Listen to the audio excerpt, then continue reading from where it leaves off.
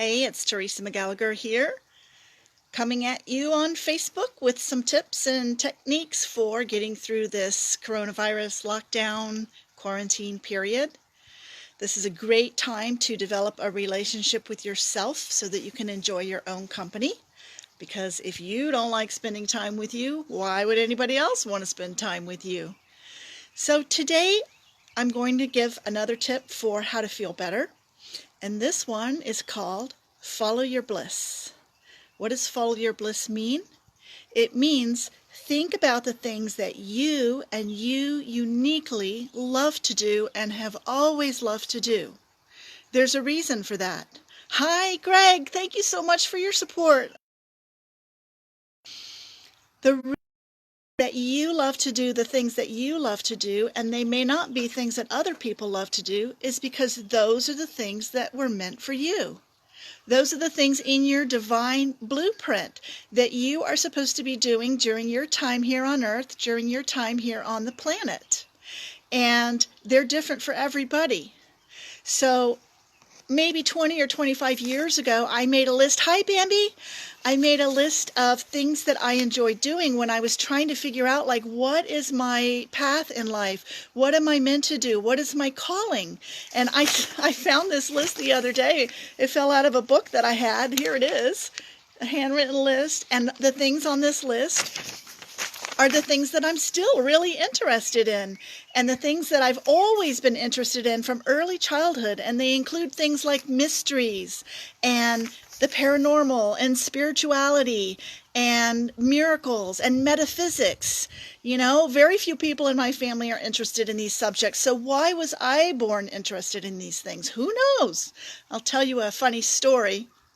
When I was 9 years old, I loved to read. And I went to the school library in Norfolk, Virginia, and I thought I had found all the great sort of books, fiction books for kids my age that had to do with mysteries. I read all the Nancy Drew mysteries and anything sort of paranormal or spiritual. So I went to the librarian for help, and I said, "Excuse me, could you please help me find a book about the occult?" And the librarian said, "Sure, honey." And she took me over to a shelf of books that were all about horses. And I stood there thinking, why did she bring me over here? I'm not interested in horses. And then I suddenly realized that she thought I wanted a book about a colt, a baby horse. And then I thought, some of these grown-ups aren't as smart as they look.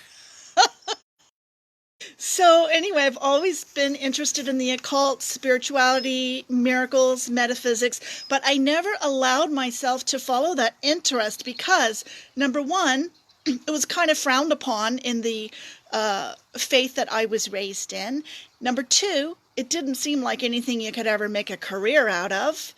And so for me, those were always just sort of hobbies, just sort of interest in the background, not things that I pursued, full time with all of my heart. Hi, Mark. So nice to see you.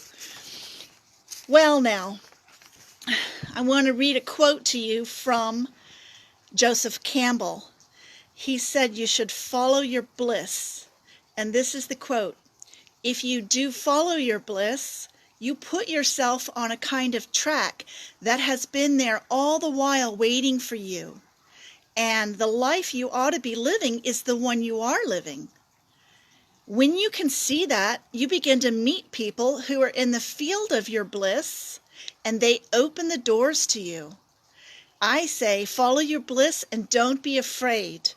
And doors will open where you didn't know they were going to be. If you follow your bliss, doors will open for you that wouldn't have opened for anyone else." So once I got to the point, and it took me 50 years, of saying, you know what, I'm going to stop doing what people think I should be doing. I'm going to stop following a career path just to make money, and I'm going to really spend time on what truly interests me. Boom. Stuff started happening. A Course in Miracles came into my life. Hi, Arthur. and Lisa Natoli and the Teachers of God Foundation, and a whole support network of new friends and people who were interested in the same kinds of things that I was interested in. And things just started to unfold seemingly sort of magically for me, and it hasn't stopped yet. So your particular interest may be fashion, or it might be working with animals, or it might be, who knows, finance. It could be anything, but pay close attention to the kinds of things that really interest you and that you never get tired of thinking about, and the kind of thing that you would do even if you weren't getting paid for it. Hi, Brenda, welcome back. And when you hone in on what that thing is that brings you joy and that you just can't get enough of, do it. Don't worry about what people are going to think. Don't worry about if it can pay the bills. Don't worry about if it's socially acceptable or not. It doesn't matter. It's your life to live, and it's your life to be happy, and you should be doing the things that make you happy. Wayne Dwyer said, "Don't die with your music still inside you." So that is my advice for you today. Figure out what it is you really enjoy, that you've always enjoyed, and that you will never stop enjoying, and spend your time doing that. Pursue that, because that is your own very special, very unique niche that nobody else has. And that is what the divine blueprint has been given to you for you to fulfill your life purpose here. I look forward to seeing you all tomorrow. Thank you so much for joining me. Feel free to drop a comment down below or message me a question if you have any. And I love all you guys. Mwah.